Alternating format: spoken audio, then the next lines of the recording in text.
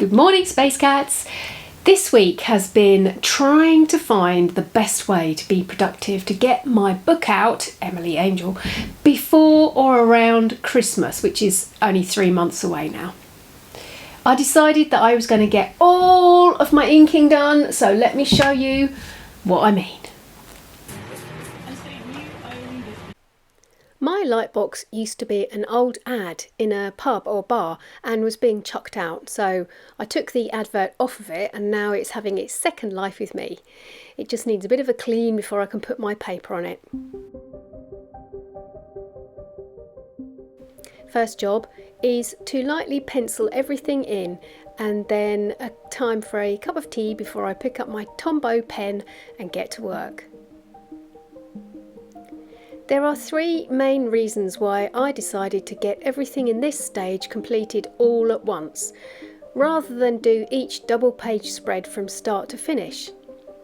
And if you're making a book, or wanting to, this will help you too. This might also be a good moment to mention my course. Yeah, I know, everyone has a course these days. But if you're not wanting to know how to make an enclosure for a bonsai llama, but you do want to know how to publish your own children's book, then perhaps this will help. I'll leave the link in the description. So, to my 3 tips and tricks. Number 1 is consistency. The most important reason to complete one stage at a time is to keep your work consistent. It means you don't need to keep looking back at previous drawings to look at eyes or clothing to make sure that they are the same. You can keep up a momentum of knowing how these characters should look, because it's all happening in a short space of time. And even me with my sieve-like head, I won't forget characteristics if I do them all today.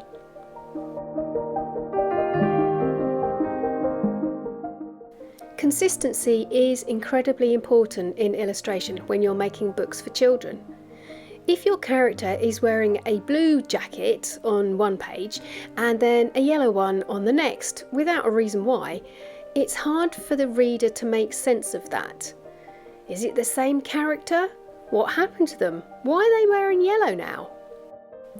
You don't want your reader to be puzzling something that has nothing to do with the story because you made a consistency error. Number 2 is productiveness. There is a reason why factories have production lines. If the coat that you wear was made by one person from start to finish, it would take ages and cost a fortune, because it's not a productive way to make a coat. Instead, there is someone that sews the body, another for sleeves, and so on. It's really the same with making a book. It saves you time to do one stage at a time before moving on. It's not always possible to do that, but for inking the pages, I decided to treat it like that was my job for the week. Concentration was easier to keep up because I wasn't thinking about colours or other things I might need to consider. And on a day where I thought I might get 3 double-page spreads completed, it actually went much faster and I ended up finishing inking all of the spreads, and that was all down to this productive method. Number 3, you're in the flow. It's easy to lose motivation when you get all of your materials out but have to put them all away again at the end of the session. It disrupts the creative flow and frankly is a pain in the bum.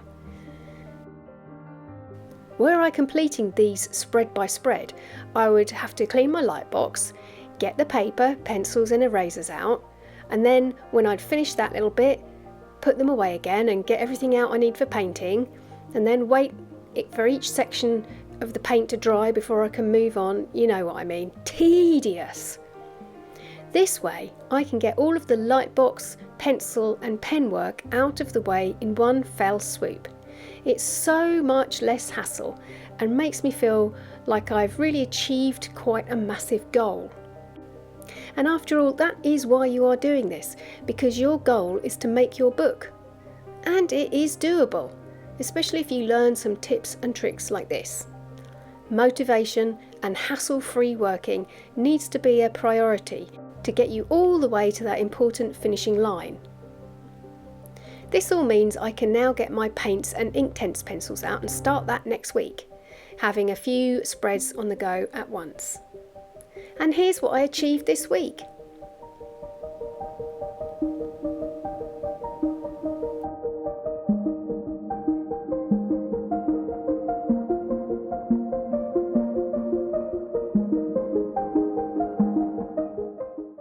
There's Nana going off to hospital.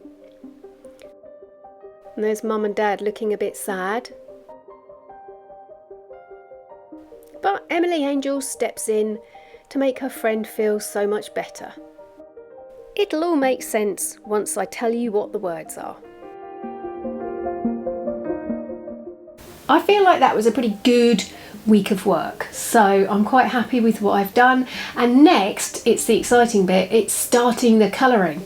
If you want to follow the rest of the Emily Angel progress, then there is a playlist, so I will link that below, or it's possibly going to pop up somewhere around me. And of course, as soon as it's published, I will post the link and start shouting about it, so you can get your own copy if you want. I'm off to pummel a pumpkin. I will see you next week. Nano, nano.